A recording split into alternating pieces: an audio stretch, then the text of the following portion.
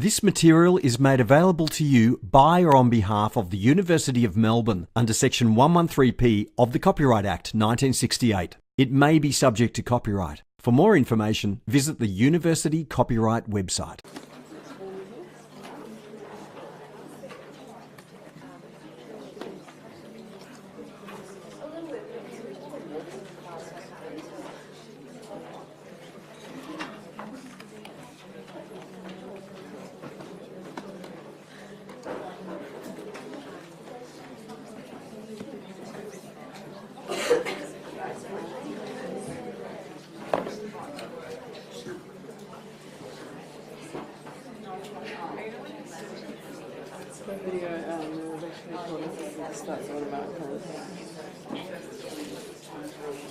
He's hoping.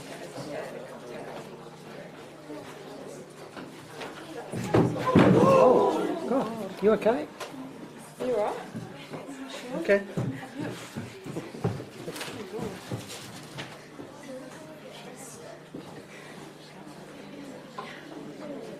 Excitement in the room.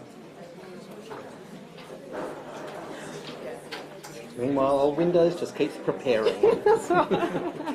It's churning slowly.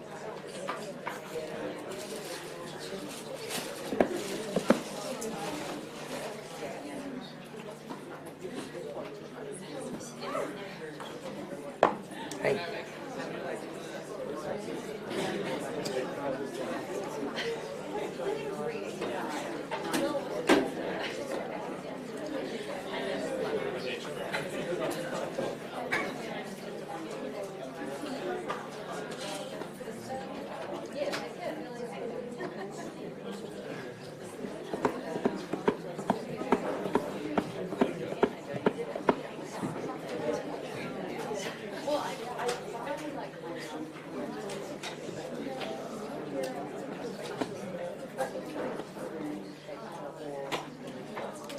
Seriously, we don't have a lot of this. Okay.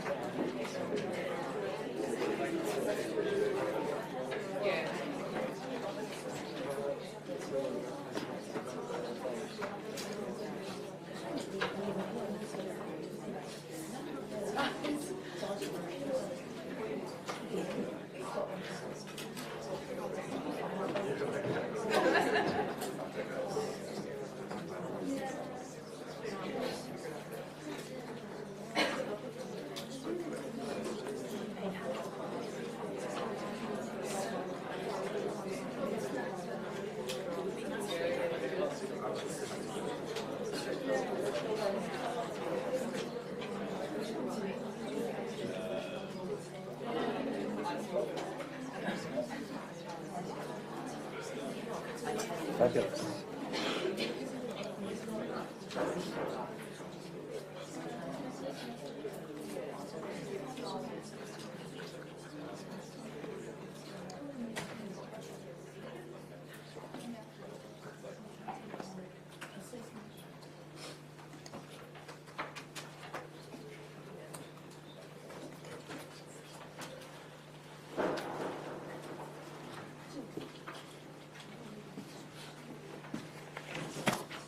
Okay, there we go.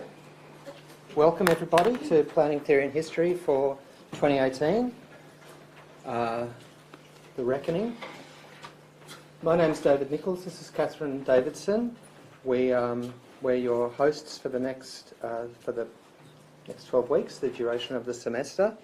It's very exciting always to start this subject, and personally, I've been teaching this thing, I think this might be my 10th year, it could be my 9th year. But Catherine, it's your first time. First year, time here. That's right. Catherine just started working with us for Sirius late last year, and we have a fairly strict designation of duties here. Catherine is Doctor Theory and I'm Doctor History, and I don't know if there's a good cop, bad cop necessarily with that. You decide. But what we wanted to do was, first of all, say hello. Second of all, just give you like a couple of minutes overview of the subject itself, which I think a lot of you would probably already have glean something about it. Now, I don't know for a fact whether the reader is available. Is the reader available? Has anyone tried to get the reader and found it unavailable? Okay. There's something. There is a reader for the course. It's really crucial. We did okay the proof of the reader with ample time for it to be printed, so we don't feel guilty. But that is a huge hassle, and hopefully the reader will be available from the Co-op Bookshop this week, in which case we really need you to purchase it and to read. But there are no tutorials this week. Okay, so read and read again, but stir up your thoughts and ideas and analysis and questions until next week, when you will start your tutorials. Now, our 3 tutors are here with us. I don't know if you guys want to. It's hard to stand up in those weird little seats, isn't it? It's slightly awkward. I wish we had a big mirror or something, right? Way. Lauren is here. Lauren is in that. She's in that horrendous limbo scenario of she's passed her her PhD has passed with actual. I've never seen flying colours before, but the colours are actually flying off the PhD as it passed. But she has not yet had the ridiculous ceremony that everyone has to. The great hat. There's a really good hat if you get a PhD. A hat, yeah, that's right. Which you have to wear ever after, right? Oh, look, I'm going to make it a thing if it's not a thing. I don't know why we're not wearing ours, but you know. You're too cool. Yeah, Brett has no clothes. Yeah. Rebecca and Alana. Rebecca and Alana are. Alana, when's your PhD being submitted? Like this week? Middle of the year. Middle of the year. Okay. And Rebecca, maybe next year. Maybe. Maybe. Maybe next year. Maybe next year. Okay. Air of mysteries. Yeah, Yeah. if you're good. So you'll be spending some time with one of these people over the semester. So, housekeeping. Let's talk about just some of those few little... People always want to know about assessment. What you have to do in this course is you have to do 5 tutorial papers. They are 750 words each, and they're due at reasonably regular intervals throughout the semester. We try to put the assessment times at the kindest times for you guys. Is there a mistake on this? Can you... No, I don't think so. All right, good. That's what you were reading it. I just thought there must have been something wrong with it. Someone's going to read it. So these have set topics. I'm not sure if we put the topics up yet. If we haven't, we'll put them up today. And they are, they're kind of like little think pieces in a way, but unlike most think pieces, you have to include some evidence of reading, and it's reading outside the reader. So it's your own research and your own ideas, obviously, and your own work entirely, and we want it to be original and thought-provoking and useful. So that's one of the things, and I'll say it now because I say it every year, even though I've preempted this in the last 5 or 6 years. No one said it to me because I've said it to you first, which is students used to say, oh, why do we have to, like, this constant barrage of assessment, and then by the end of the semester they're going, that was great because we knew how we were going, we were able to, fix up any problems that we had with our writing throughout the semester. We understood what was happening in the course and the kind of twists and turns of the course, and it was fabulous to do those tutorial papers. Why can't we just do tutorial papers all the time in every aspect of our lives?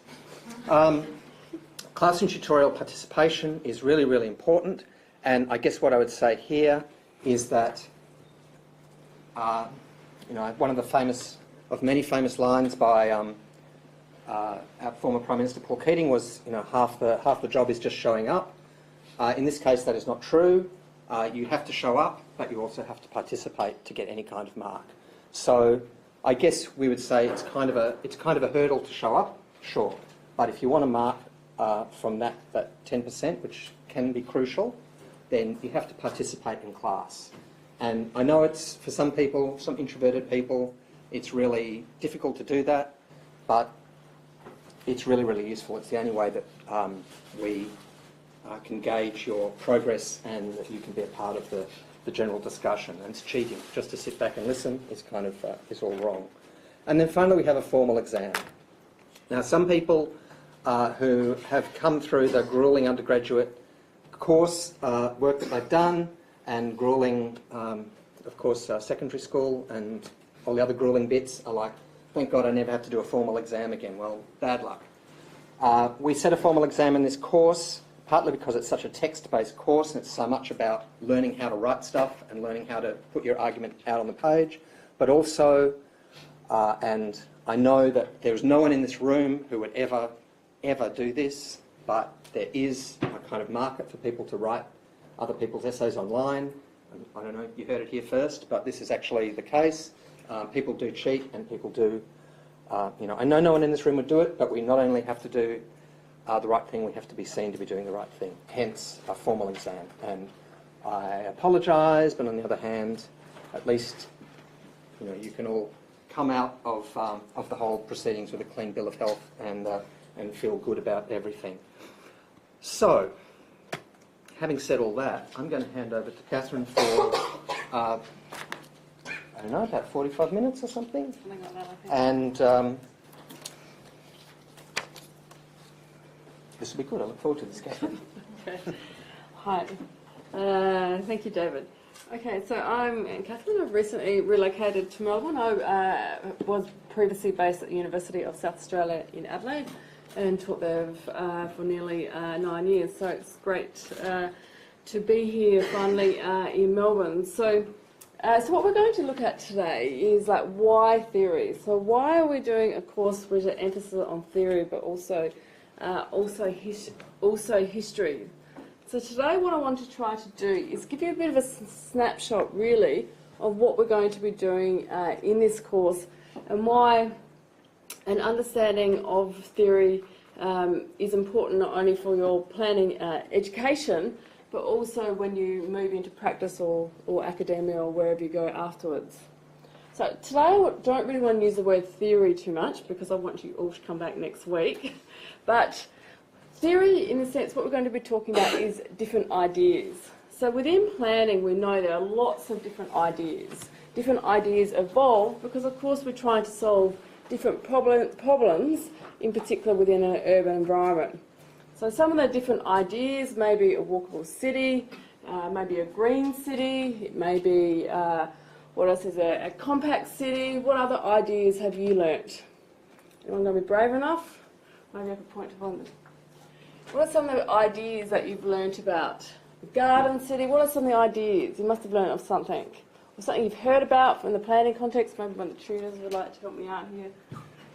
Creative city. Creative city, fantastic. What else? Inclusive cities. Sorry, what was that? Inclusive cities. Inclusive city, fantastic. What else? Yep. Linear city. Sorry, what was that? Linear city. Yep, excellent. Keep going. Smart city. Yes, excellent. Keep a few more.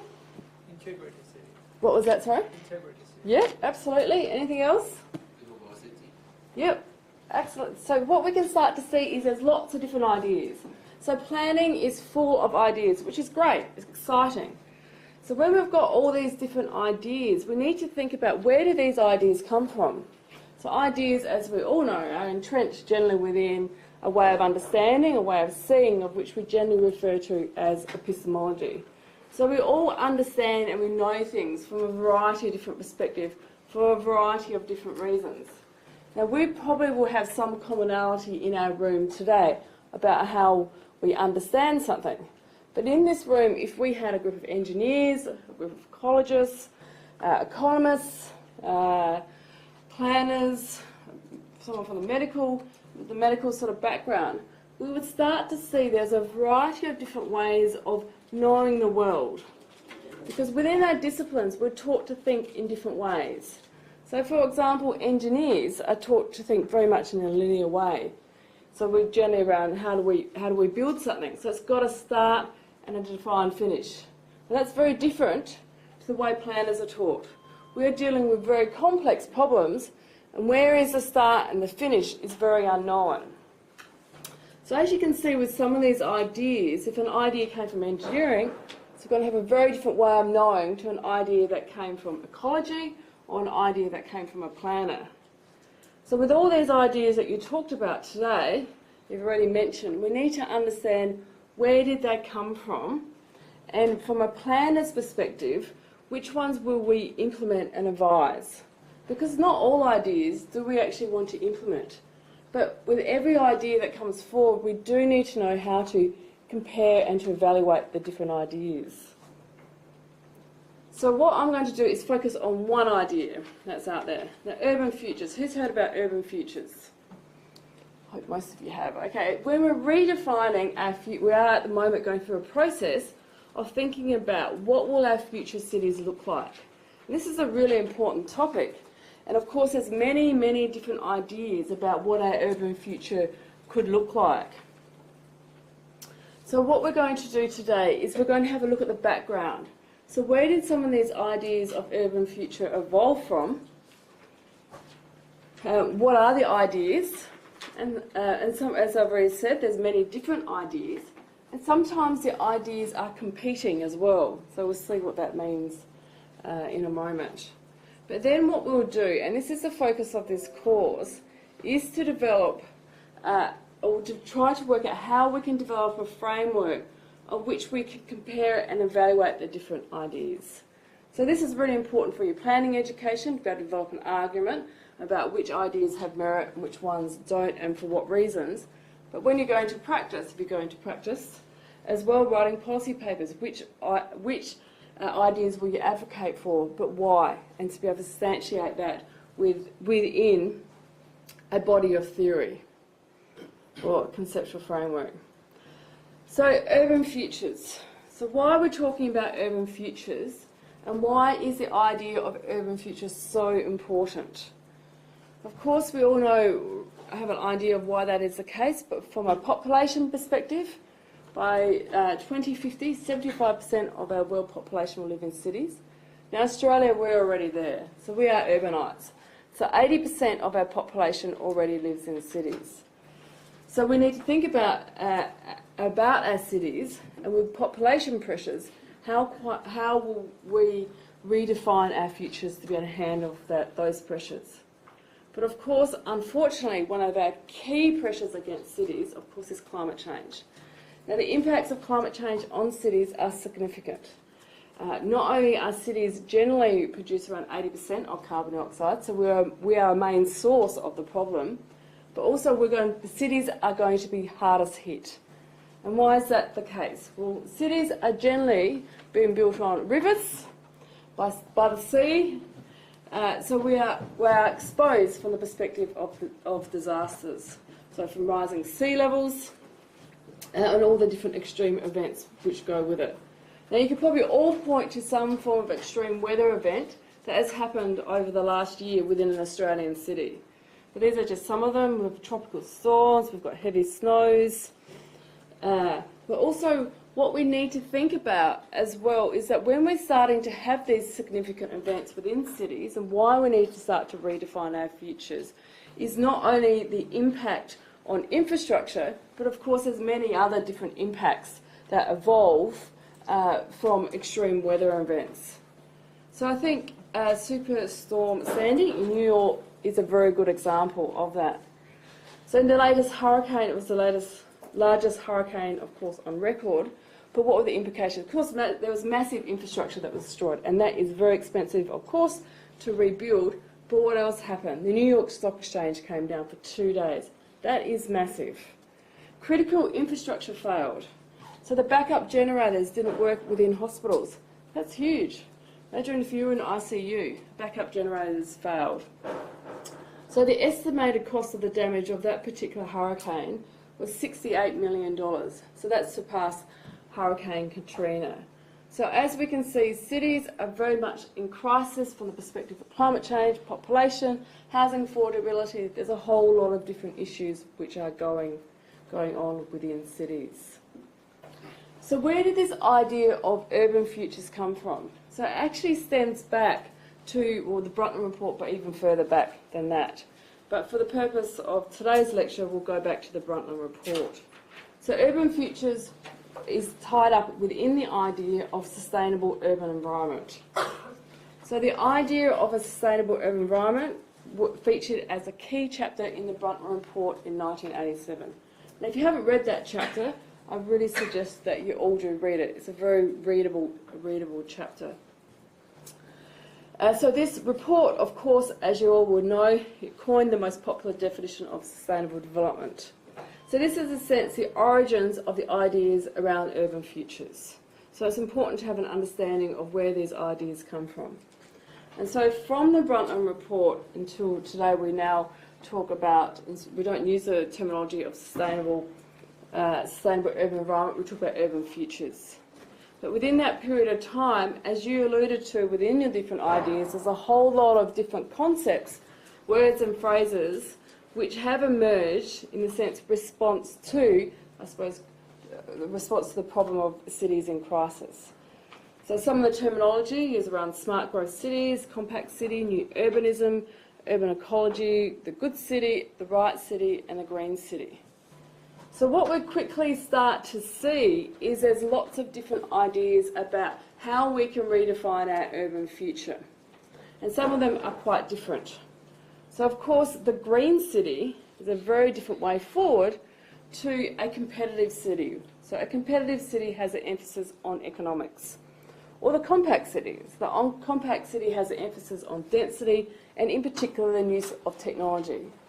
So we can see that there are different visions and different ideas about how we are going to move forward with redesigning our cities. Now, which one are we going to choose? So just to recap where we are at the moment, so as you can see, we've got very different ideas, we've got different visions for our urban future. So not only are they different, but they are competing. So in a sense, you can see these ideas. The green city competes with the competitive city. So the competitive city has a focus on economic efficiencies, economic growth and productivity. The green city focuses on socio-environmental production and the compact city focuses on density to deliver on sustainability. So they all have a different goal, but their goals are competing. So what we need to do is consider which urban future is desirable and also, of course, to question whether it's adequate or even appropriate response to our critical environmental issues. So not only do we need to compare these different ideas, we need to evaluate them as well to be able to determine what our way forward will be. Now, while this framework is quite old, Horton produced it in 1999, it still has a lot of currency today. So what this does is that I've drawn on a framework to help to compare these different ideas. It's quite crude in one respect, but it does quite explicitly show there's very competing visions for the process of sustainable city building. So we have the free market city from an economic perspective, so that relates to the competitive city which we saw in the previous slide. We've got the redesigning city, which is a design-led technology fix, which relates to the compact city. We've got the fair share city, has an emphasis on socio-economics, and the self-reliant city, which probably has more emphasis on the green city. So as we can see, we've created a framework to be able to compare the different ideas which have evolved around the competing vision process of sustainable city building. So just quickly, what do they all mean? So free market city, of no surprise, it's entrenched within the discipline of economics. It has an emphasis on the non-spatial view of economists. So the economic theory particularly focuses on efficiency. It doesn't look at distribution, and that's essentially why we've got uneven development. So from an economic perspective, within this free market city, efficiency is at the forefront. Economic models don't consider environmental or social outcomes. And that's, in a sense, what we call market failure. And that is why we draw on market mechanisms like taxes, emissions trading systems, to try to rectify some of the problems of the free market. The redesigned city has an emphasis on the physical built environment, so very much on technology, around creating greater resource efficiency. But when we look at the redesigned city, it generally looks at the individual components. It doesn't look at the interrelationship between all the components.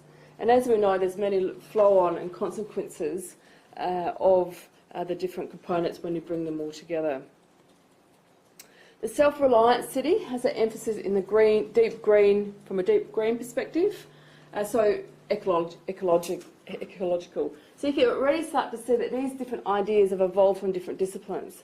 So the self-reliant city is very much from ecology, the redesigned city is very much so, for example, from engineering, and of course free market city from economists. So the self-reliant city has very much a focus on a sensitive approach to nature, such as a smaller scale production, minimising urban impact on natural assets of all kinds, and particularly decentralising grassroots politics. So we're trying to minimise impact. So think of a footprint, for example. You're trying to minimise your footprint. So, for example, local food production, local employment, and living close to employment as well. So if you think about this morning, for example, when you had breakfast, where did your food come from within it? I mean, I must admit, probably half the food I ate this morning, I don't know where it came from. But if we're having a self-reliant city, we very much know about that food comes from local food production. So the aim within this, understand this idea, is very much the aim of a smaller decentralised communities is to encourage a more nature-centred lifestyle by raising ecological consciousness through proximity, so local food production and local economy.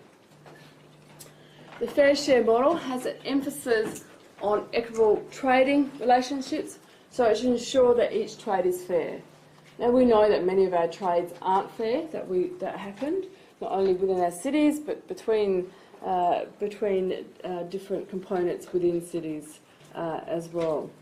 So what this model does is it tries to envisage a world which is less an open market for exchange of global assets, and one instead where trading in environmental assets and capacities is permitted only when damage is not irreversible, and where adequate compensation mechanisms are put in place between exchanging areas.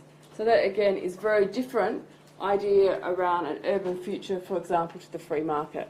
So the free market doesn't consider whether a trade is equitable or not. The focus is on efficiency. But here the focus is on an equitable trade. It needs to be fair. So as we can see, there's 4 key different visions about what an urban future could look like. Now within the debate, of course, one of them always becomes dominant. So one of these 4 different visions, for whatever reason, for a variety of different reasons, dominates the debate. And so what we're going to look at is which vision dominates the debate. Does anyone have any idea? Well, let's put them right in front of you. So the idea is the most dominant urban future is the free market city, is the entrepreneurial city, is a sustainable city, and these ideas come from economics. So not only do we need to understand which ones dominates, but why has that happened? Why has economics dominated the debate around the ideas of urban futures? Very important to understand, so then you can evaluate and critique these different ideas. So these are what the 5 key sets, which in a sense, I suppose, are driving this, driving the ideas around urban futures. And these 5 different texts are what was being termed the new urbanology books. So Professor Brendan Gleeson termed these texts in 2012 new urbanology. Economists as well haven't had a strong presence in the urban studies debate until now. So this is quite new. So economists have very much come within this space of urban futures for the first time. So some of the key texts is Triumph of the City by Edward Glacy, and he's an economist at Harvard. Brugman is the world, Welcome to the Urban Revolution. Brugman is he's a consultant. And then we've got the other 2 texts, The Next 100 Million American in 2050 and Erythropolis. Both Cassandra and Florida from business and management schools. So, and also these texts are predominantly coming as well from North America. But even though these texts are coming from North America, they are infiltrating within Western discourse. And they're very much here in Australia as well, as we will see. So why have these ideas become dominant? I mean, we know that economists in general have quite a lot of power from a decision-making perspective at the table.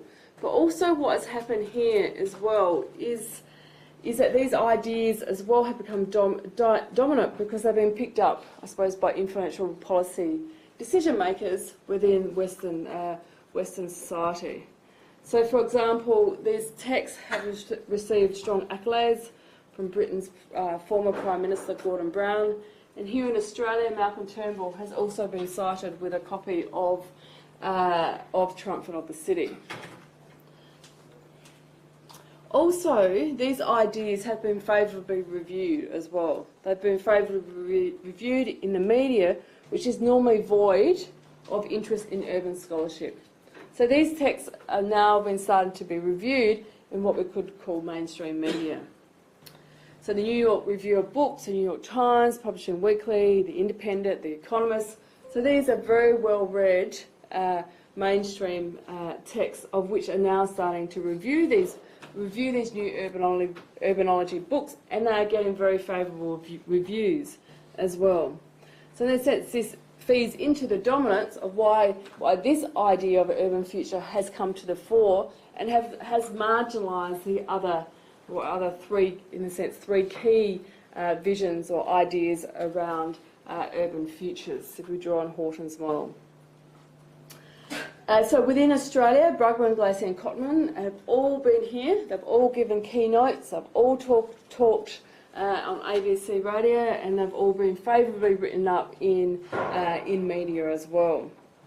So Brugmann, for example, he was written up as he's full of ideas, fresh viewpoints on how cities work best, and what happens when they fail. Cotton, he was reviewed up around advanced ideas.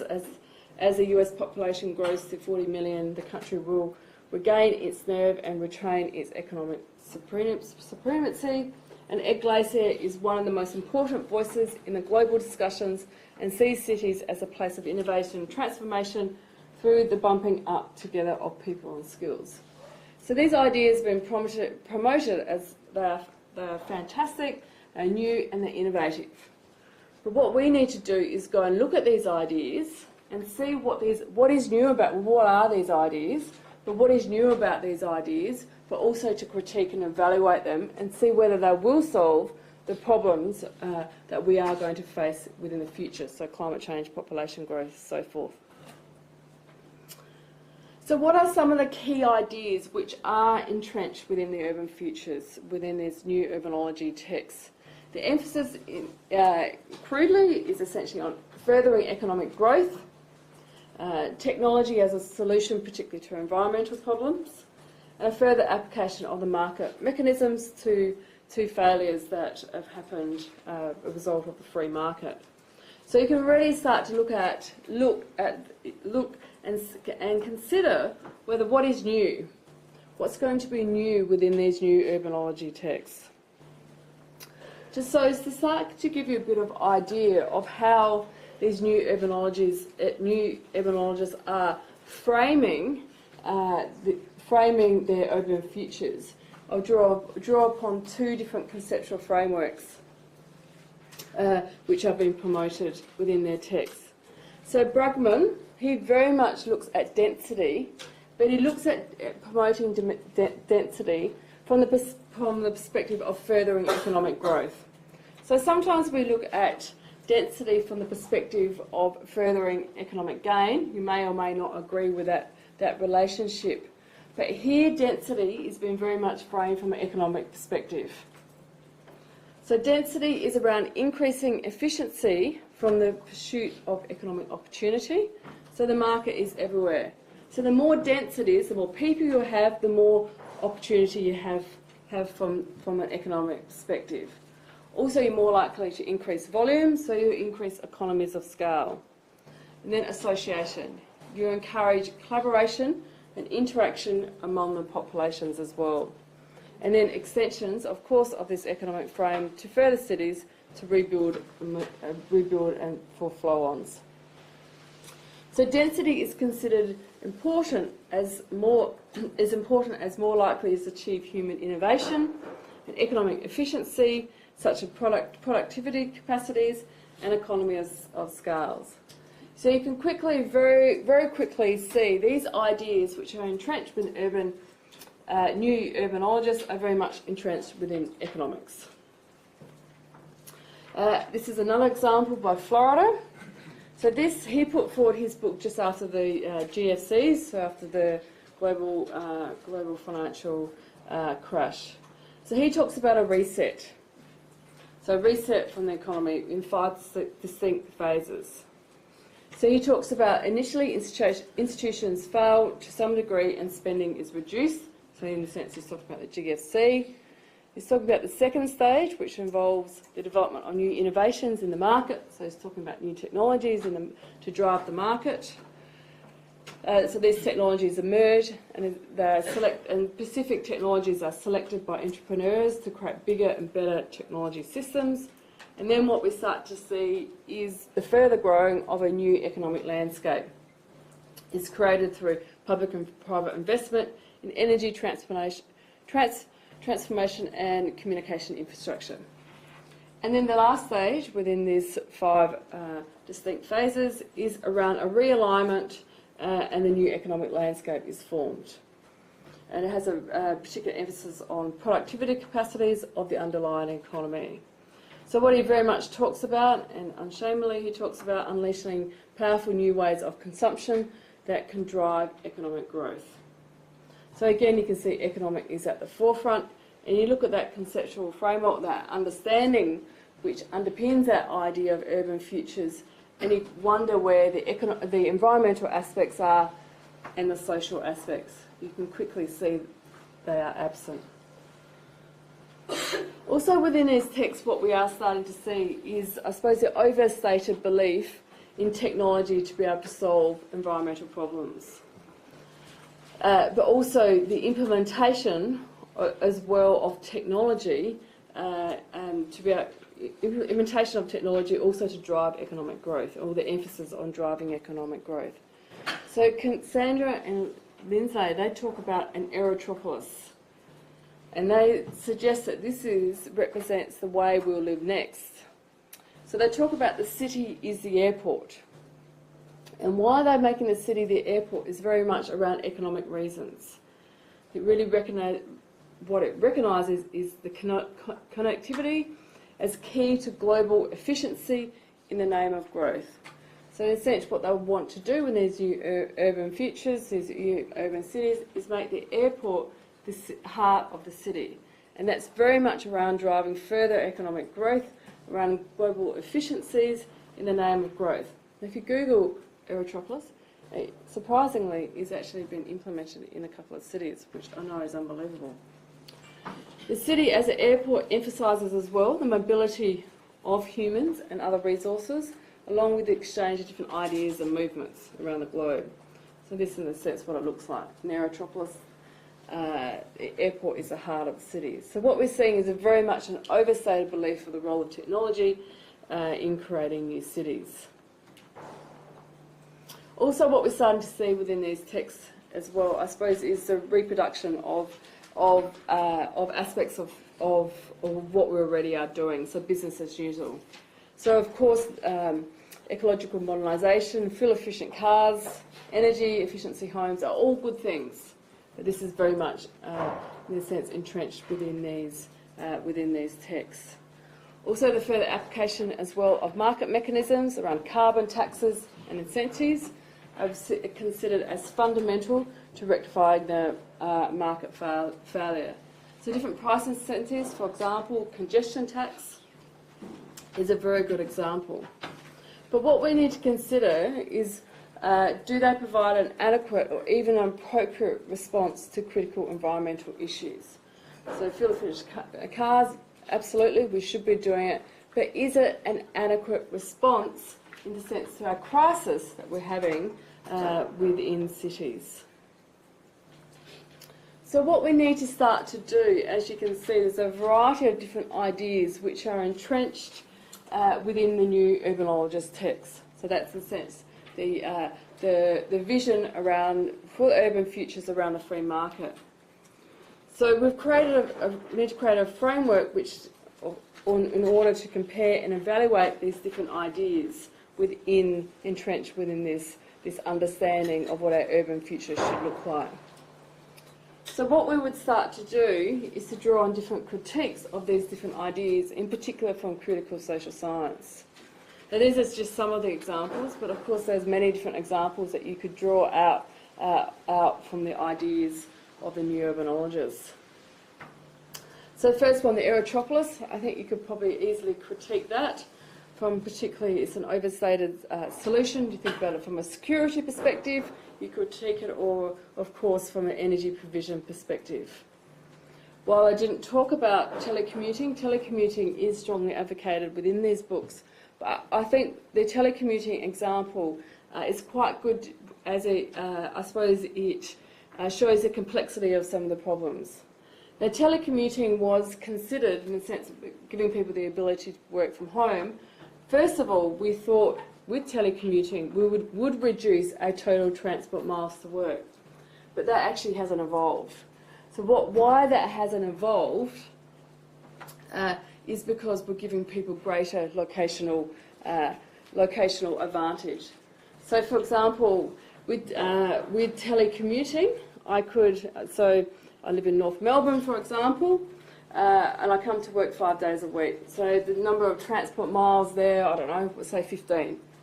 But with telecommuting, I decide to move to the Dandenongs. I've got no idea how far the Dandenongs are from Melbourne, but say they're 70 kilometres away. So, but I come into work once a week. So that's 140 k's instead of 10 kilometres. So what telecommuting has done has given people greater locational flexibility. So what critical social science does is gets into the complexity of some of these particular solutions which are being advocated. Another good example as well is taxes, so congestion tax. So a congestion tax is cited as one example of using prices to get people out of cars. But how effective is a congestion tax? Does it actually reduce cars on the road, and if so, for how long and how much? Does the impact increase or decrease over a period of time? So if you think about, for example, of a tax which has come in, that you are aware of, which has changed your behaviour. So I think of one for me, and probably David could probably relate to this, and a few others in the room, is GST. So when GST first came in, we all were very aware of the products which had GST on it. So on the supermarket slip, and still is there today, down the bottom is an amount that we pay for GST. But after a period of time, who's aware of that amount? Is anyone aware that at the bottom of your receipt there's a bit that says GST? No, because what happens over a period of time, in some extent, is we normalise taxes. So there is a price incentive, there is a change to begin with, but then we normalise that tax. And that's exactly what happens with a congestion tax. So initially, so like this is the example in London, so initially, yeah, it did get people out of their cars. But over a period of time, we normalise a tax. But also we have another competing force as well, which is affluence. So not only do we normalise it, but we are becoming more and more affluent as well. So it's very hard to compete with affluence with just implementing a congestion tax. So this very much points to, is it an adequate response to a critical environmental issue? So the answer is probably no. So you can implement a congestion tax, but then you probably need to have a whole other different suite of policies to be able to add to it. So essentially what we need to be able to do is to unpack the contradictions. So if we think about an urban future, or here it's referred to by Swinderno, who's he's a very influential academic from the University of Manchester, and he talks about it, urban futures, but in respect to a carbon neutral city. So if we really think about a carbon neutral city, can we have unlimited car-based mobility? So at the moment we have unlimited car-based mobility. But if we really want to move forward and become a carbon neutral city, we need to think about this contradiction within this debate around urban futures. So another example as well, if we think about a carbon neutral city as well, is unlimited food mobility. Will we have unlimited food mobility as we do today? And then, of course, another example as well is the extensive employment locational ability as well. So this really points to some of the contradictions in the debate around urban futures, and when we're evaluating the merits, we need to think about some of these contradictions as well. So what I'm hoping within this course is that you'll be able to think about all the different planning ideas of which you spoke about, you mentioned today, so the creative city, the inclusive city, the compact city, a variety of other different ideas and strategies, and think about where did those ideas come from. And a good place to think about where those ideas come from, David will give the history, but think about what discipline did they come from. Because if you can identify the discipline of which an idea comes from, it starts to give you a bit of an insight into that way of seeing, that way of knowing, which we refer to as epistemology. So you can very much see within new urbanologists, very much entrenched within economics. So you develop an understanding quite quickly of that, of what they're knowing of the world, how they understand the world. So within this framework, we want to be able to compare the alternatives. So an exclusive city, a non-inclusive city, a diversity or non-diversity, from the perspective of urban futures city, a green city. There's a variety of different options. But from planners, we need to think about which ways are we going to see the city, and why is that the case, and which way are we going to move forward as planners to implement these different ideas. Are we going to pick up the ideas of new urbanologists, or are we going to critique them and say, no, we're not going to implement them, we're going to implement some different ideas. So I'm hoping within this course we're going to develop some frameworks that you'll be able to take away not only within your planning education but thereafter, and to be able to apply. Okay, whoops. I'll hand over to David. Okay, thank you very much, Catherine. Wonderful.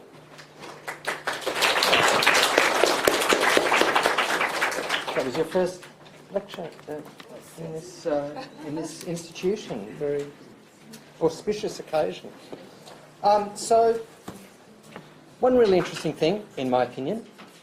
Yesterday I was at the Camberwell Market and didn't get much of value, but I did manage to pick up a copy of this item, which I don't know if any of you are familiar with, Ian McHarg's Design with Nature. You might be familiar with it because there's a picture of it on the screen behind me, but this is the real thing. And I wanted to bring it in partly just because I'm putting the introduction to this book on LMS, and when you see the PDF of the introduction, you might be moved to go, why the hell does it look so weird? And it's because it's a really difficult book to scan. But it was a really interesting thing to come across, I think, partly because of some of the things that McHarg brings up. And Catherine, you were quite surprised when I showed you some of the things that he goes through when he talks about why people should be more aware of their natural surroundings when they start to design cities or start to build cities or start to build housing and so on. And McHarg does, I mean, he's not talking about, he's not necessarily talking about, he's talking about natural disasters. He's not necessarily talking about, you know, the kind of thing that we now understand as 21st century global warming, etc. But he does talk about keeping an eye on the past, getting an understanding of natural environment and environmental history and so on when it comes to creating places for people to live. And when you see the introduction, on LMS. You'll understand where he's coming from personally, the way that he understands this stuff from a personal point of view, which is not always the best way to understand stuff, but in this instance, it might help you understand him a little better and his ideas. But one of the things that he talks about is not only we've got to understand the value of the environment, etc., but we also have to understand why an attractive environment is better for us than an unattractive environment, and he talks about this quite a lot. We'll talk more about McHarg later on in the semester, and this was just this was happenstance in a way that seemed to me to make a little bit of have a bit of value in terms of talking about this notion of why, segueing from talking about why we would look at theory into why we'd look at history.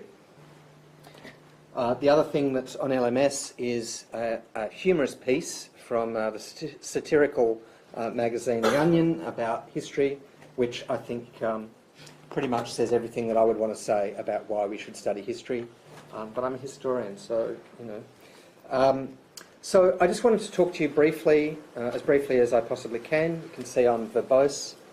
I think it's my third coffee for the day, just completed.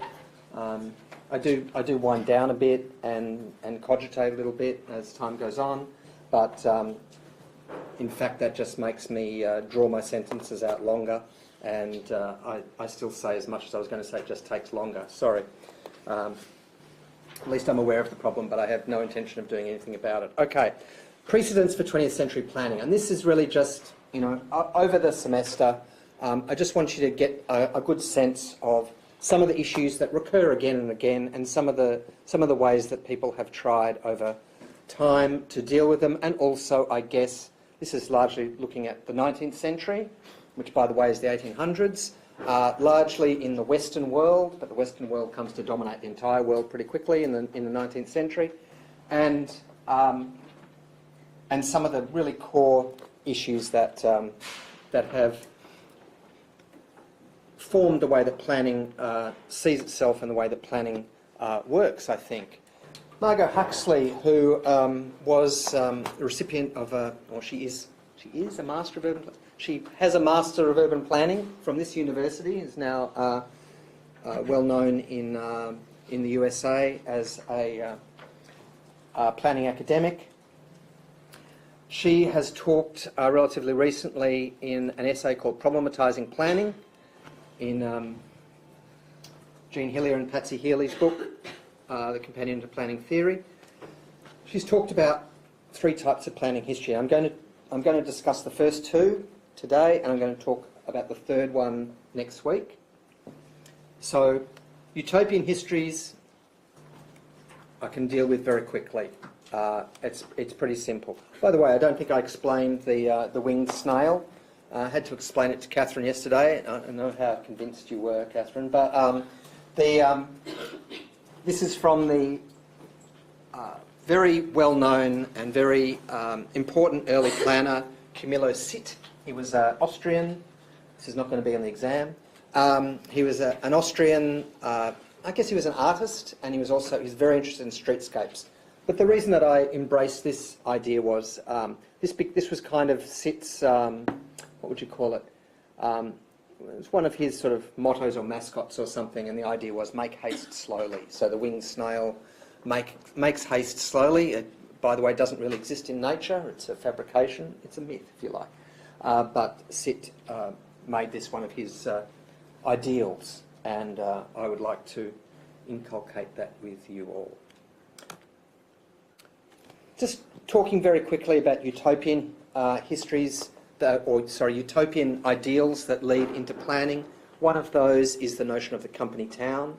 And company towns in the 19th century were pretty rare, but they were extremely influential.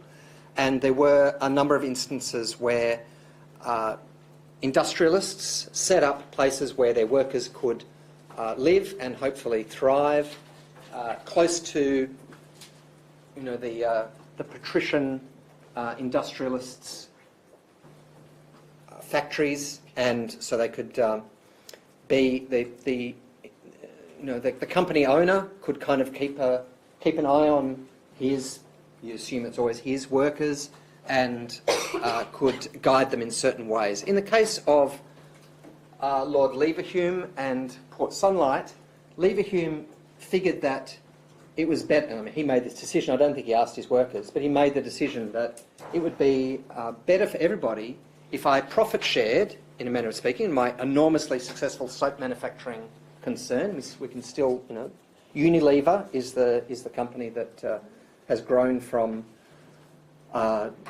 Lever's soap business, and Lever was, you know, massively successful very quickly as a, you know, a capitalist and a producer of this very important product. He said, I'll profit share with my workers. The proceeds from my factory will go into creating this beautiful environment, this beautiful, ideal model town. And people came from everywhere to see Port Sunlight. I mean, even me. I went there a few years ago to see it. I guess I saw it more as a historian and someone interested in urban and planning history than as someone looking for great, you know, ideas about where to go in the future. But nevertheless, it still has that kind of iconic status. But in the early part of the 20th century, it was an ideal, and it was a place that that people saw as a perfect way for workers to live, and a way of the future. Okay, so that's one utopian. You see, even on this little slide, the top here, this image from a little advertising booklet about Port Sunlight, it says prosperity sharing. You know, this is the kind of one of the ideas that Leverhulme was making his own. You can see down there that bottom right, that's a picture that I myself took. Do you think I should give up my day job and become a photographer? That's a picture that I took of sort of one of the main streets of Port Sunlight. And you see this building down here, that building there. Here's a fun factoid that is also not going to be on the exam. That was the hall where the Beatles first played with Ringo. The first time Ringo played in the Beatles was in that hall. Because it's very close to Liverpool. It's actually, it's basically part of Liverpool, essentially, but under a different government jurisdiction. Anyway, forget that. The other utopian, and this is the famous one that everybody talks about all the time, is the Garden City. And this was a notion which, you know, I sort of feel like it has to be mentioned, but it's not totally crucial to our purposes here. Like, it might come up a few times. This gentleman, Ebenezer Howard, was someone who had, well, there was no such career as a planner. Even if there was, no one would really have recognised Howard as one. He didn't plan per se, but he did have what proved to be a pretty decent idea, which was the blending of the city and the country in a planned environment that limited population to a particular city. And when one city filled up with population, 58,000 was his ideal population, then people would be sent beyond to make another city. And the cities would be networked, they'd map out across the landscape. Everybody would prefer the Garden City to the existing cities, and the Garden City as a concept would destroy the existing city. Howard grew up in London. He hated London. He thought it was, you know, kind of the root of all evil. And I think if we'd been in London in the 1880s, 1890s, when Howard was, you know, living and working there, we'd probably agree with him. And so Howard found a better way. And he actually found this way in part through utopian literature. This room is both really hot and really noisy, so just so you know, I know. So the Garden City was this notion, this ideal notion. There's really been nothing has ever really been created from this utopian ideal.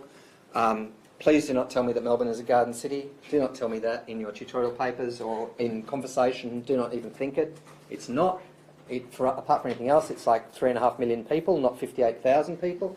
And it's not purpose-built for that, you know, to rid the world of the conventional evil city. It is the conventional evil city.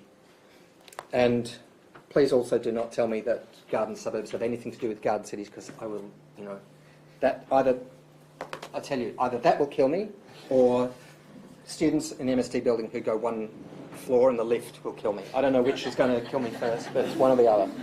I've had 3 of those today. No one has said anything about garden suburbs and garden cities to me today, but I heard myself say it. That was bad enough. Okay. So, there's plenty of utopians. These are, 2 examples of prominent English men who make a big case for a particular kind of,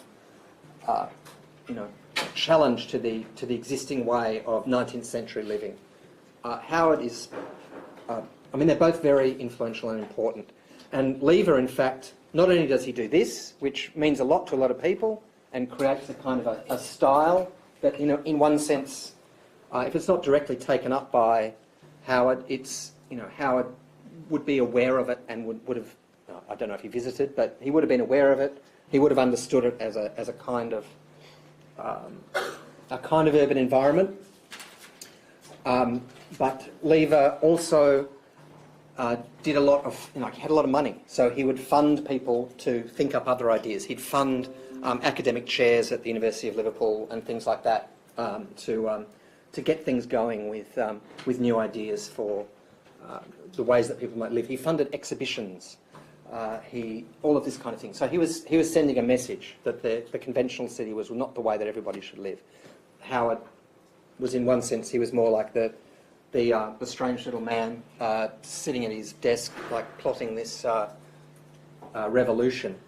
But they were both very important. Howard also, and this is something else that I think when you start talking about garden cities is good to bear in mind. One of the central ideas of the garden city was there would be no private ownership. So it was socialist in a manner of speaking, no private ownership of land. The idea was the city would own the land, people would pay rent, so to speak, or they'd feel like they were paying rent. All they were really doing was, in the first instance, they were reimbursing the cooperative that owned the whole city for the purchase of the land that the city was built on, and then they would just be paying for the upkeep and the continued maintenance of the city. So a lot of things about the garden city ideal, and when you start reading people, even quite sensible people start talking about the garden city in the 20th century, they grab onto all kinds of weird things. Most notably, they grab onto this 6-piece pizza notion that seems to have really captured the imagination of many, but really has absolutely nothing to do with garden cities. Okay, so the other thing that Huxley talks about is regulatory histories. And this is one of the things that I think is really important to consider when we look at the way that planning develops in the late 19th and early 20th centuries. We are talking about particular ways in which people start to understand their own city as a place where a lot of people live, and people have to learn to get along with each other and learn to coincide, live together, cohabit. People of all classes, of all races, and so on. And it's when people start to appreciate, or we can't actually, let's say, the middle and upper classes start to appreciate we can't just like section ourselves off from the lower orders.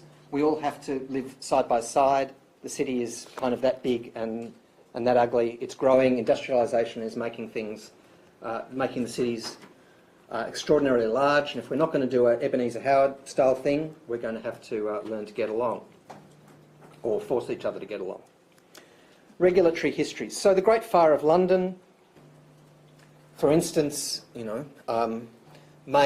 one of those, and almost every city seemingly has some kind of Great Fire. There's also a Great Fire of Chicago, which had a similar effect.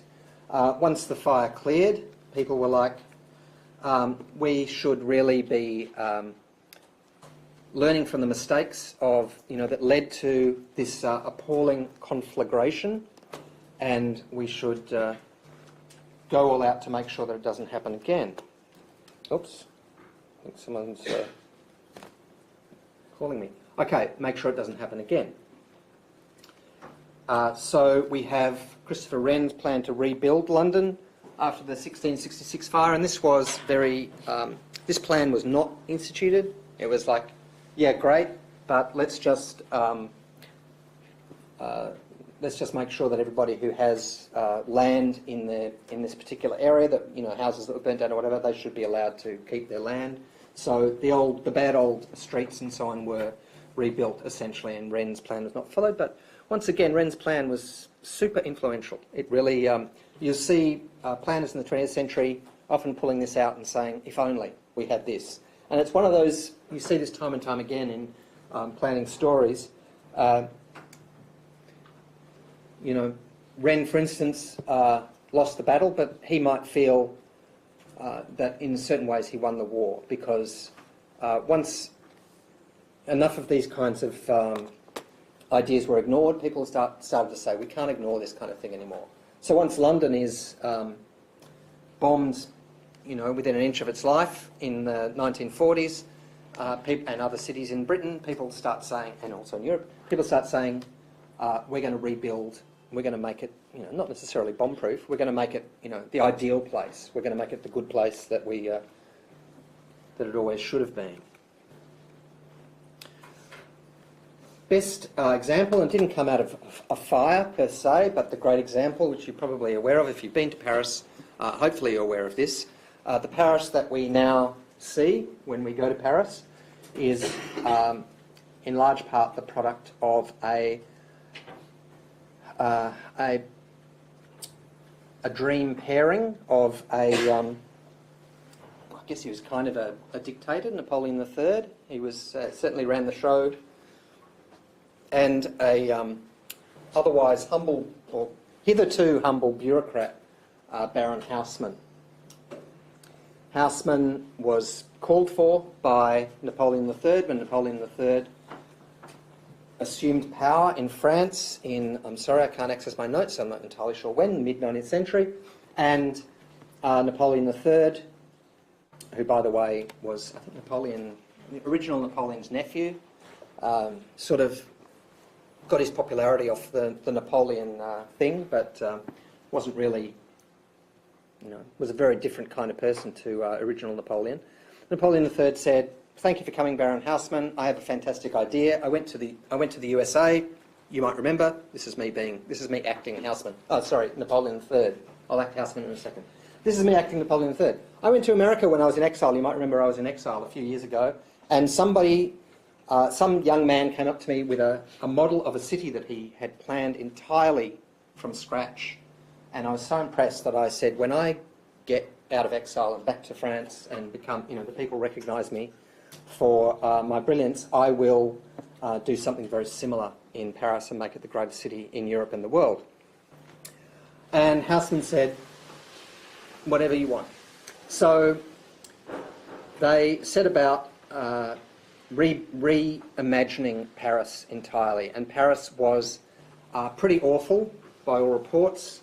It was a difficult place not only to live in, with a lot of, you know, it's a medieval city essentially, with a lot of little nooks and laneways and walkways and so on. It was also a difficult city to police, and in the 19th century, the powers that were very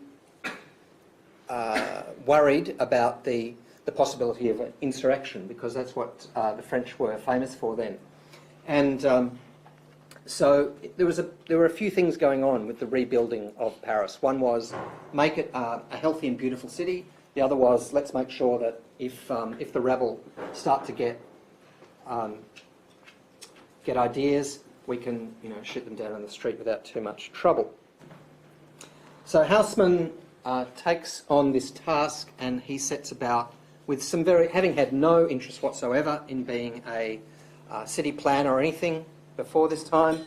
Haussmann gets down to business, and he starts buying up properties, demolishing properties, and building the grand new boulevards of Paris that we now are very familiar with. Boulevard de Sebastopol is the first one, I believe, that he builds, and it's somewhat typical in this instance, in this picture, which I didn't take. I think I stole it off some website. I went to Paris a couple of years ago, took a lot of pictures like this, but I'm a crappy photographer and this one's better. There's a lot of instances where the boulevard ends in a significant end point, and you can see that's the case here. So a beautiful building at the end. And this is, part of this whole story is it's sending a message to the world of like, we French are the superior people who can make a beautiful city. We have beautiful, stately, gorgeous, sumptuous buildings, and you can see them from all over the place. And, be impressed, be afraid, behave yourself, all of those kinds of things. There's a lot of instances of these are essentially facades. I don't mean there's nothing behind them, but in a lot of instances, the fronts of buildings are cut off and a uniform facade is put on them, so that which is why you go to Paris and you will get that impression that a huge amount of Paris is built in the mid-19th century, which in a manner of speaking it is, but often there are older buildings behind. Here's a very nice image of Haussmann as a beaver, and you can see how the French press rallied in this idea of, beavers build dams. They're an animal that builds, and I believe that's what le castor means in French. It doesn't explain castor sugar, but look, it doesn't matter. The issue with Haussmann, he was supported by the press all the way, and this is the kind of, what do you call it?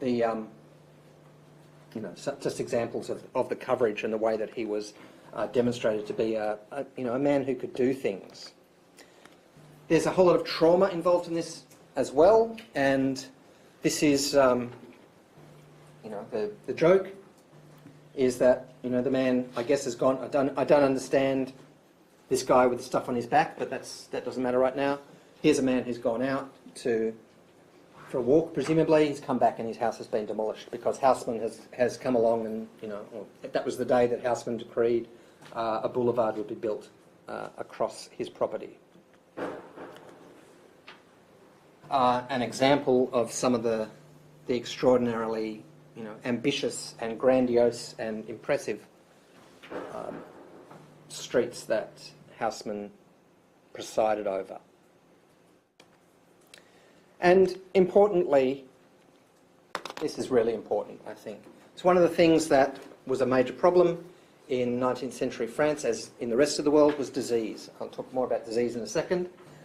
So disease is endemic in the cities. Of course, you have millions and millions of people living side by side in reprehensibly appalling situations. They have no understanding of what causes disease. They don't understand bacteria. They have a very slender grasp on what might make them sick, and they don't even particularly necessarily realise that if someone else is sick, that they're likely going to catch that. More importantly, they're drinking from befouled water sources, and they are, fouling the water themselves most of the time because there is completely inadequate sewage and other things like that in cities. There's just absolutely no comprehension of what causes illness, only the knowledge that the cities are really killing people. So one of the things that is generally believed to cause disease at this time, and that you can see where the idea comes from, is the notion of foul air. Miasma. I still don't know how to say it. I've heard it said two ways, miasma and miasma. Doesn't really matter. M-I-A-S-M-A. There's the notion of miasma theory is very, very influential in the 19th century, and it is the notion that foul air causes illness. So when Haussmann comes in and says, I'm going to cut these great, huge new avenues through the city, I'm going to get rid of those nasty little cul-de-sacs and all those little nooks and crannies, then it is seen as a hygiene measure. And here we have what I think is a terrific image of cholera, which is a horrible disease that has more or less been stamped out in the West these days. scolding Houseman, who is, to his credit, being very reasonable with cholera. Now see here, cholera. I just had to do what I had to do, and cholera is saying, you know, I was onto a good thing here. I had it. I really had. You know, I was making things work my way, and you had to come along, etc. You can see some of the building works that are going on behind Houseman, and you can also see. I think these are something to do with the measures that were taken to keep cholera at bay, but nothing works as well as far as people were concerned at this time as strong gusts of air going through the city and blowing all the evil away.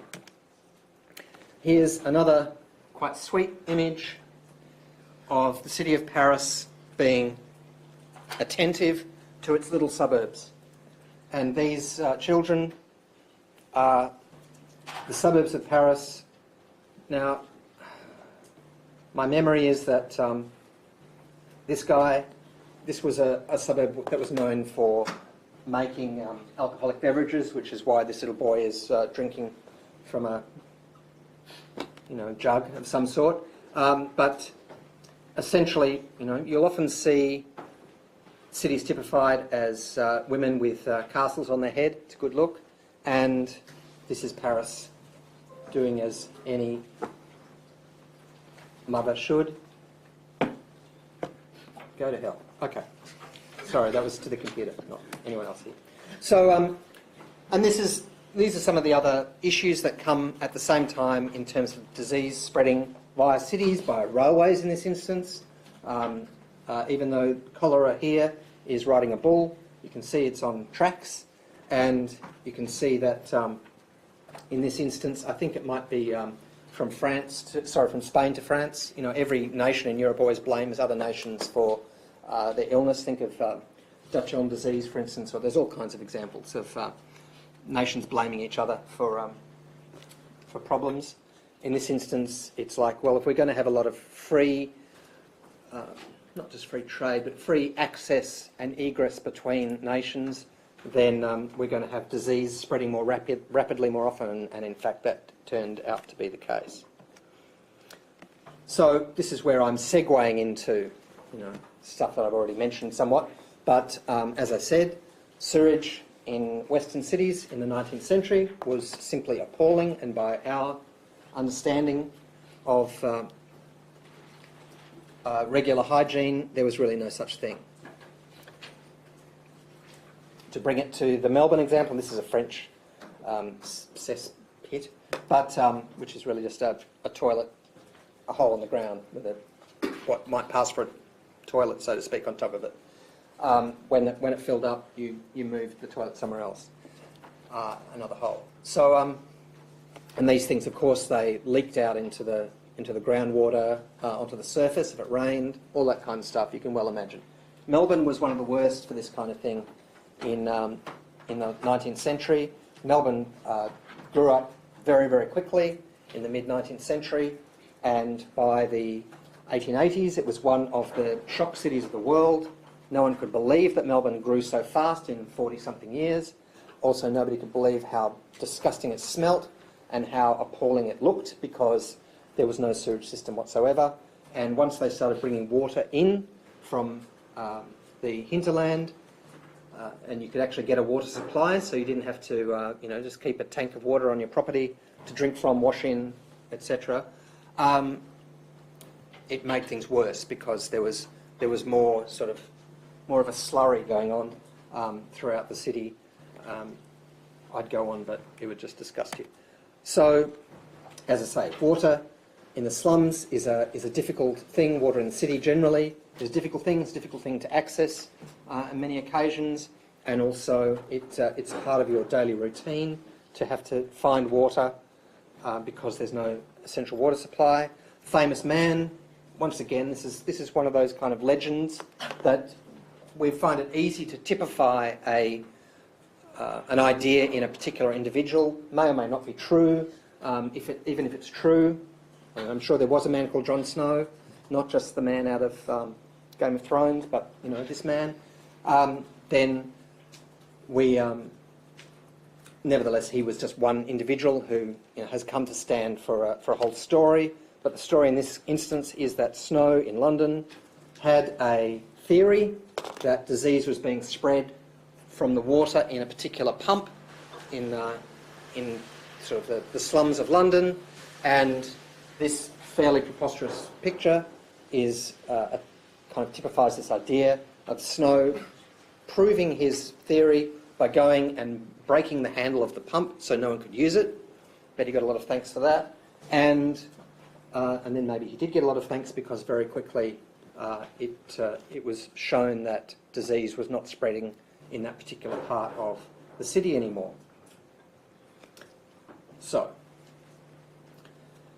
slowly we get an understanding in the world of what causes disease, and bacteria and viruses start to be understood as a cause of illness, and slowly we start to get a sense of how we might possibly deal with this as an issue. I should not say we. I wasn't there, neither were you.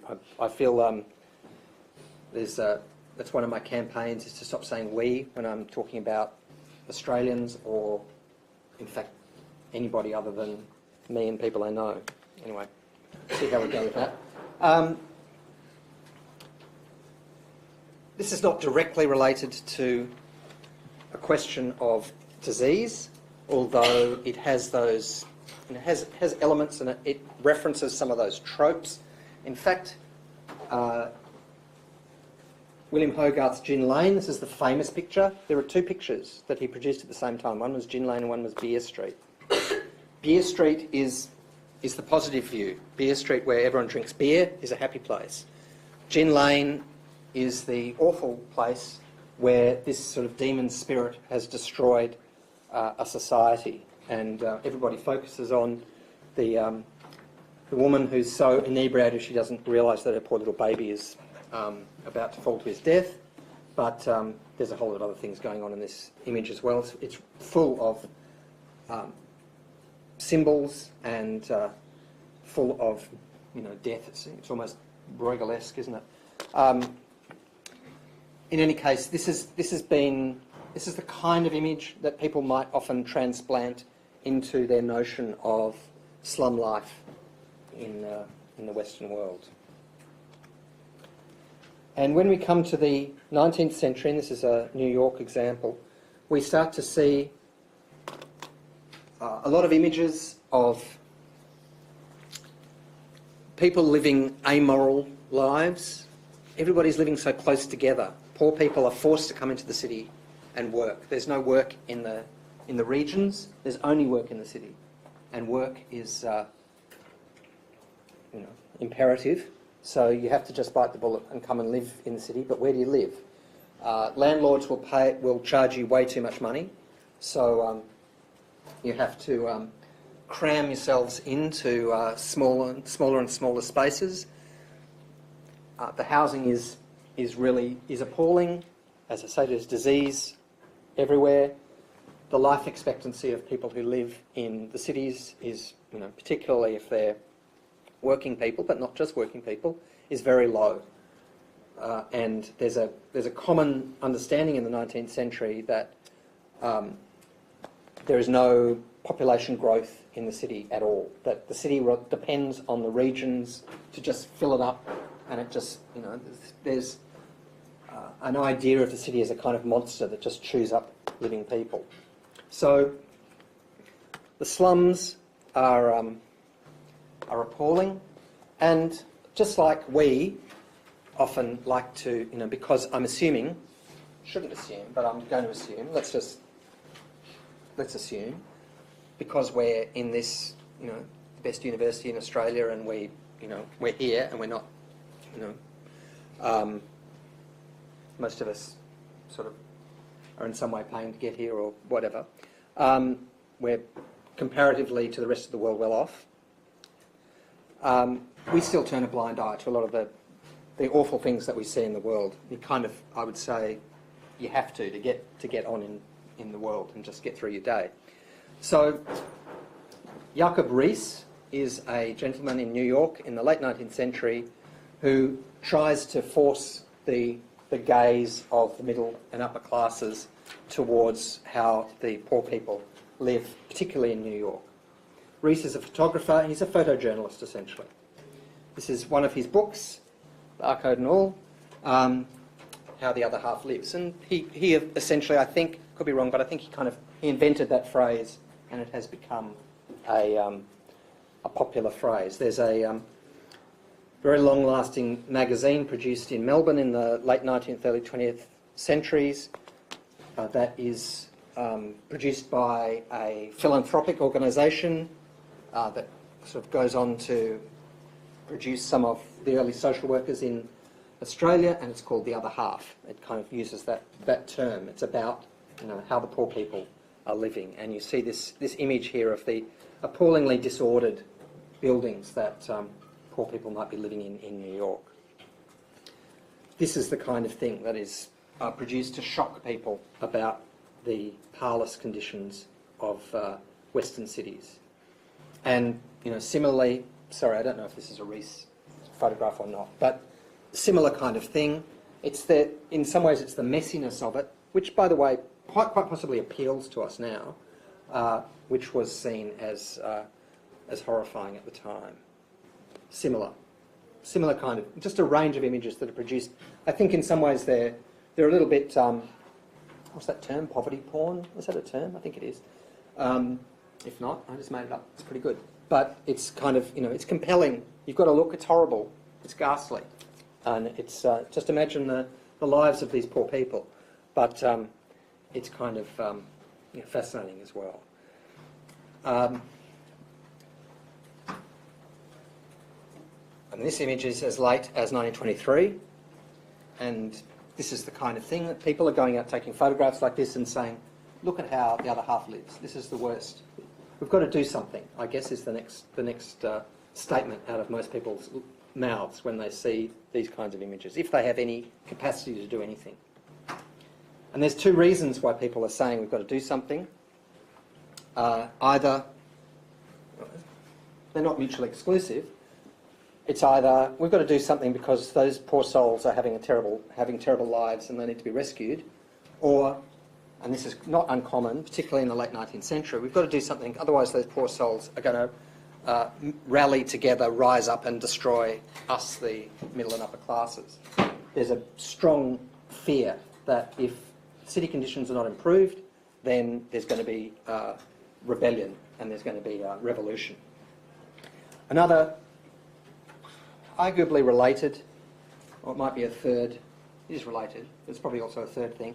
In the early 20th century, it suddenly becomes clear, and this once again is in Britain, but I think it relates to the rest of the world. The army reports that men reporting for armed service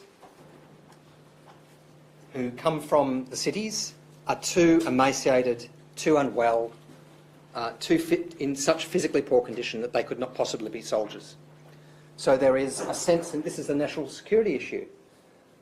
This is a situation where who's going to defend the country? If we can't get the workers into the armies when we're under attack, then we are in a very weakened condition as a nation. They're saying that in England. We're not saying that in Australia. In fact, in Australia there's a strong sense that Australians are doing very, very well because so many Australians come from the bush and have learnt those hardy bush ways. I don't know. It's probably not true, but it was certainly a feeling. Here's a good example of an early attempt to ameliorate these conditions. This is council housing built by London City Council in the east of London, and this is a very early slum clearance measure. This is the people who live in this place. Now, in many instances, and this is so often the story of urban renewal, the people lived here in horrible conditions on this site. The buildings were demolished. The people were dispersed. Nobody said, come back in a couple of years when we've built the buildings. Other people were moved in. It didn't directly ameliorate the situation of the people on that site. Well, well, you know, so sad, too bad. But the people who lived in this building did feel like they'd really hit the jackpot in terms of living conditions that, you know, where the roof wasn't going to fall in. They didn't have running water right through the middle of the house. They quite possibly didn't have 3 families living in one room. The stories that you heard about the conditions of poverty in places like London in the 19th century were really, really appalling.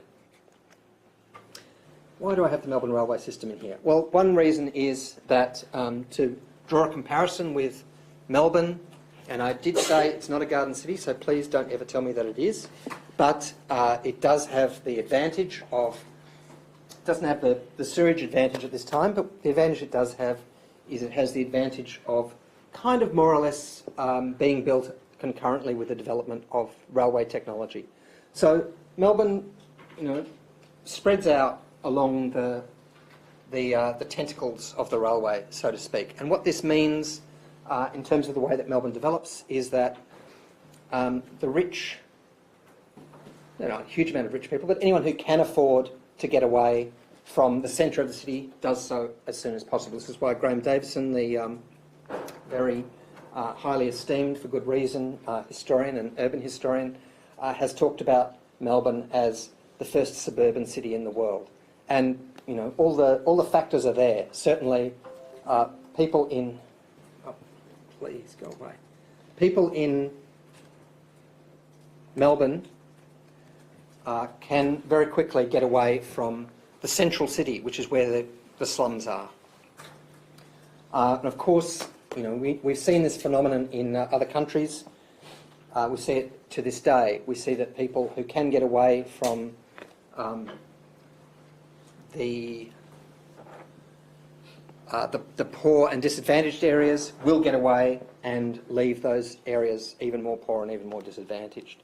So this is what happened to Collingwood, which was very quickly, even in the 1880s and 1890s, only a few decades after it was created, was the poorest part of Melbourne, and partly for that, for a number of reasons. One is that it's quite low-lying. So if you know Collingwood at all, and I imagine some of you probably arrived in Melbourne yesterday, in which case welcome, go to Collingwood. It's quite interesting.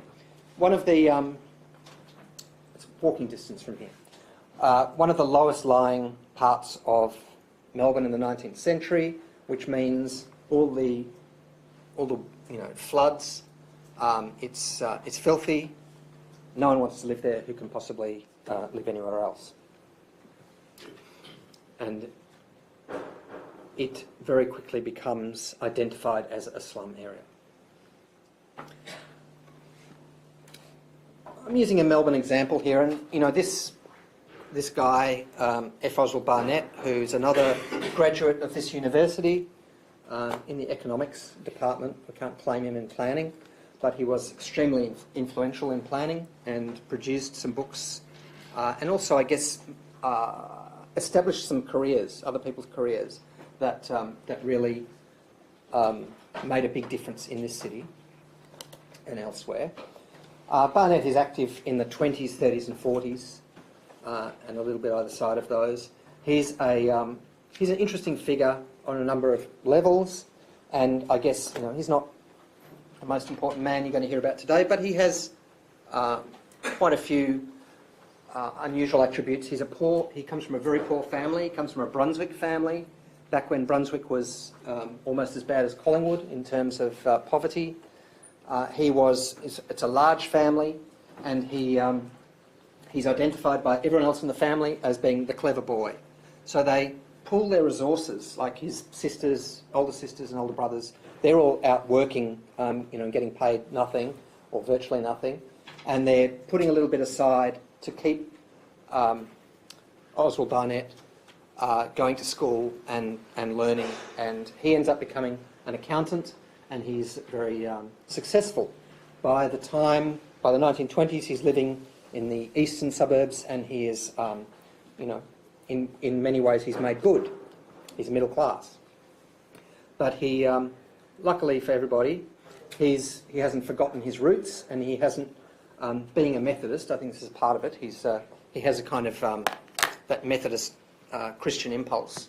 He wants to improve the lot of his fellow people, and he institutes a couple of innovative ideas in Melbourne that make a huge difference in Melbourne. The first one is the Methodist Babies Home, which you see here was, even though he's talking about slums per se here, the Methodist Babies Home was something that Barnett instituted. We probably wouldn't feel that good about it today. It was where he said to very poor people who are having their, in a time when there's almost no contraception, women having their 7th or 8th child, and Barnett is saying, look, you've got too many children, why don't you just give one over to the Methodist Babies Home and we'll find it somewhere nice to live with a nice family.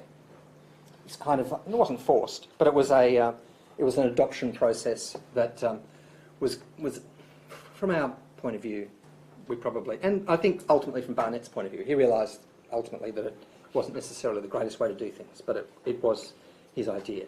Then he came to appreciate by the end of the 1920s that the slums were the problem. The whole slum was the problem, not just the idea of taking a few lucky children, lucky in inverted commas, children out of the slums, but everybody had to be taken out of the slums. Good examples, these are beautiful images that you can find in the State Library of Victoria, pictures collection.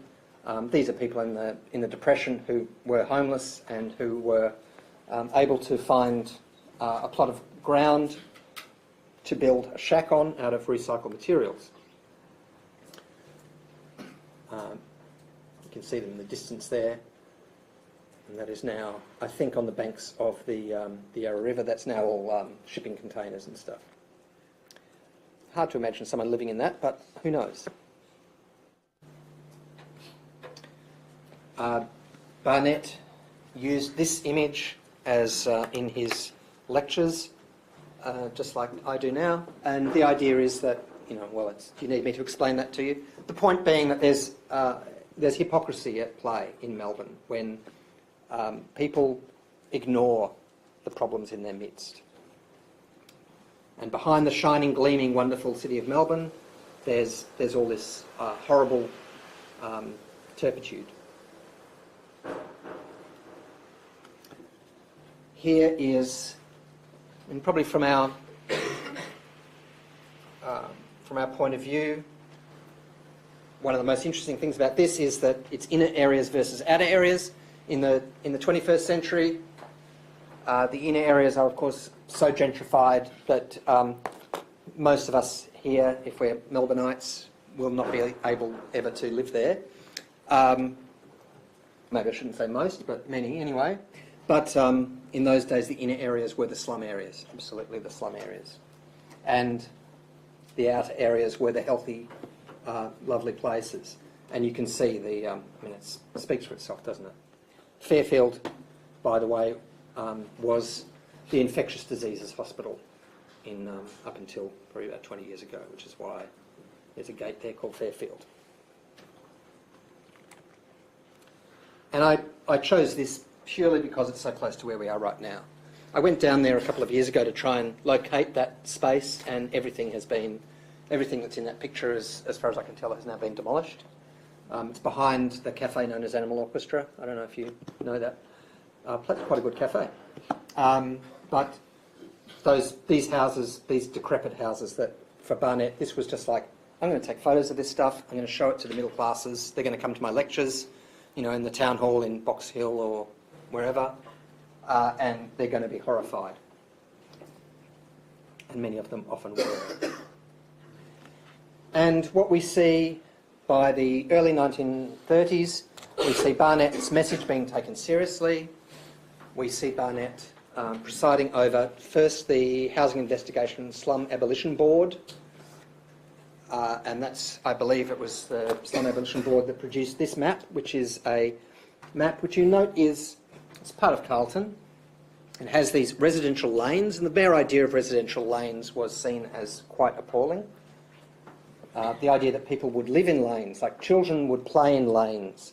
It was both unhealthy, there's still a little bit of miasma theory in that, I think, dangerous, stranger danger dangerous, and also it was seen as somewhat immoral. It was like too much stuff going on in public is bad for everybody. Children should be playing in their own backyards with other children, possibly, or in parks, close to nature, but not in the gritty streets of Carlton. And so the residential lanes are mapped and coloured in, and they're seen as a horrible thing that should be eliminated. The Housing Investigation and Slum Abolition Board, I'm really proud of myself for remembering that whole name, goes on to become the Housing Commission of Victoria, essentially.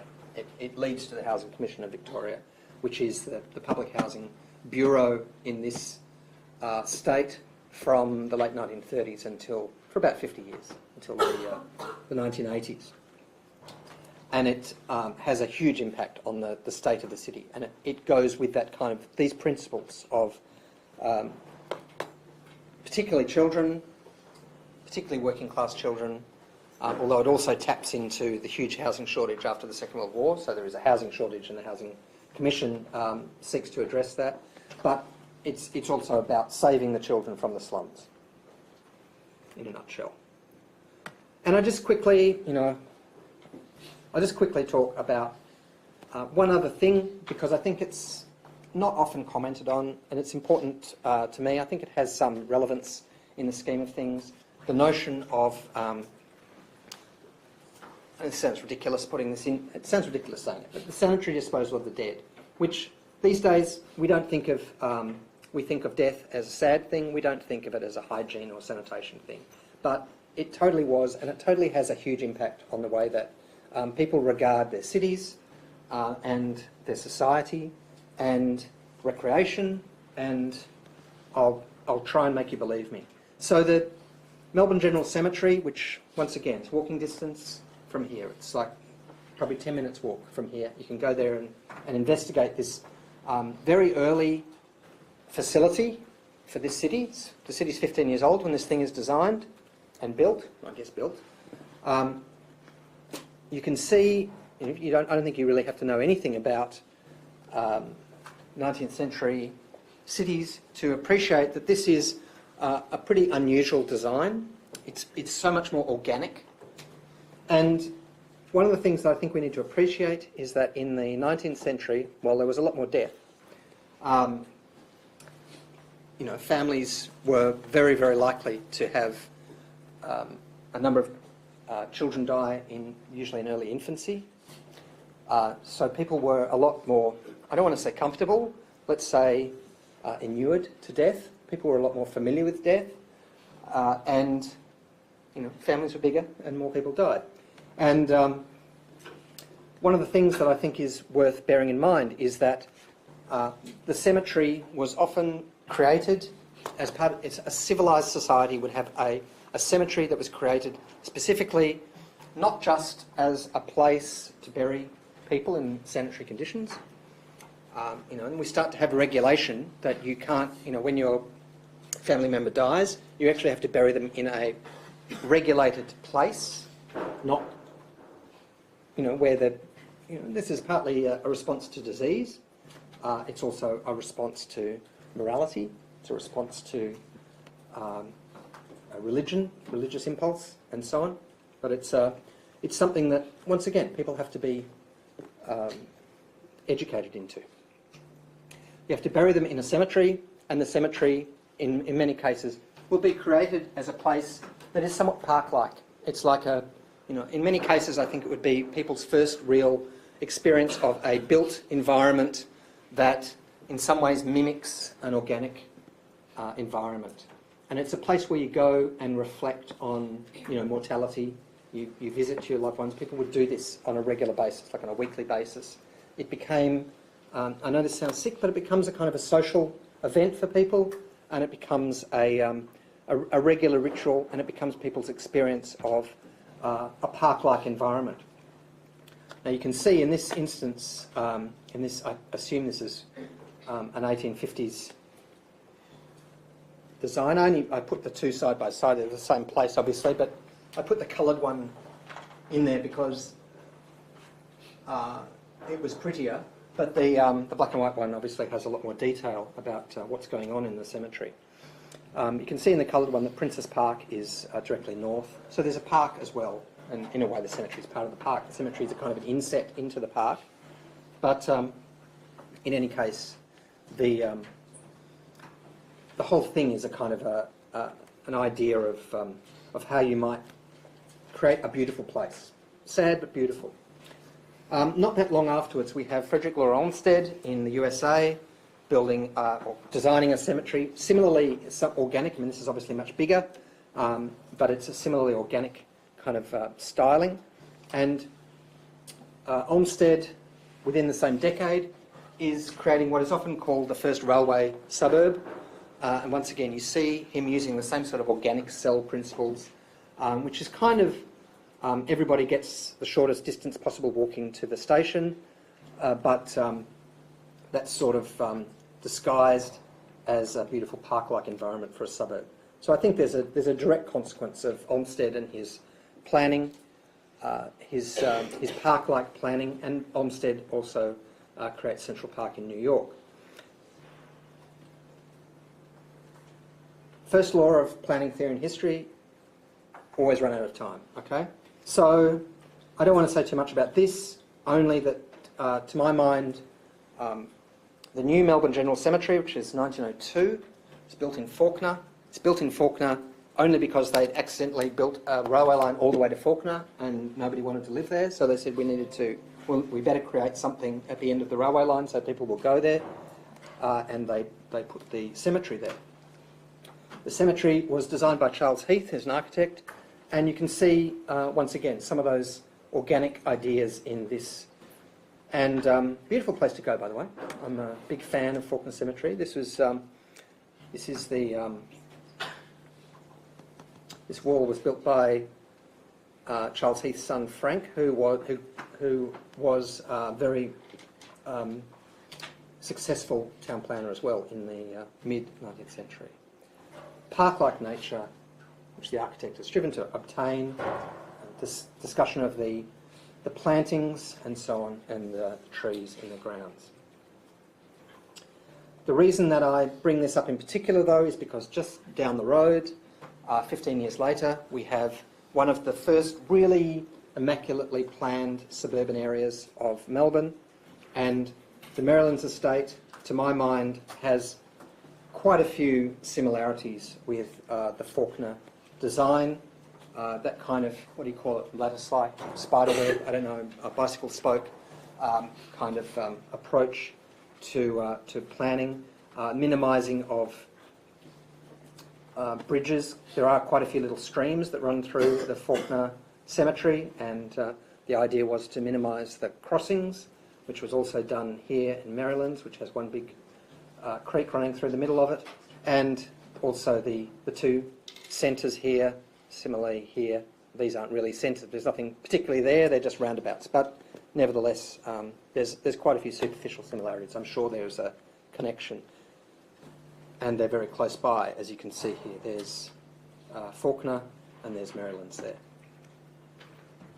So, next lecture, we're going to talk about the development and use of planning theory, and we're also going to talk about that histories of diffusion idea with some of those early planning innovation advocates, and I think it'll all start to build in your minds into a glorious, beautiful picture.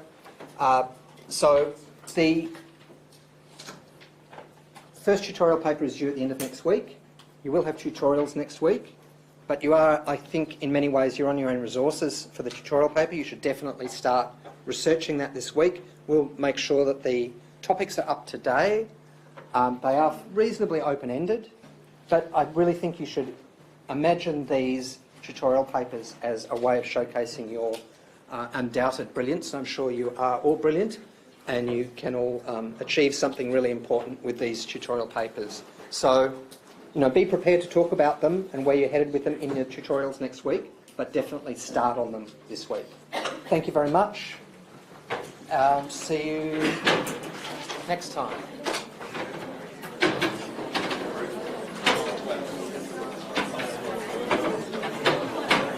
Oh, how's it going? Hi. My name's Ibrahim. I think I sent through an email. My name's Ibrahim. I sent through an email. It's about classes. You know what? Yep. It's being recorded. Oh, right, okay.